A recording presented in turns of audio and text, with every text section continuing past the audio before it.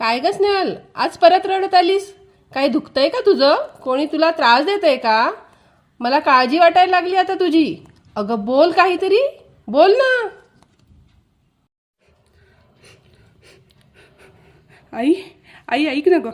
खूप दिवसापासून मला तुला एक काही सांगायचं आहे. 2-3 दिवसापासून एक मुलगा मला खूप त्रास देतो आहे. सारखा माझा रस्ता अडवतो आहे. आज त्यांनी मला फिरायला येते का असं विचारलं आणि हात टाकला गं माझ्या अंगावर. मला खूप भीती वाटते गं आई. अगं मला आधीच सांगायचं नाही का? अशा गोष्टी लपून थोडीच ठेवायच्या असतात. तू घाबरू नको. अशा वेळेस धीराने संकटाला सामोरं जायचं. आजच आपण बाबांशी बोलून यातून काहीतरी मार्ग काढूच.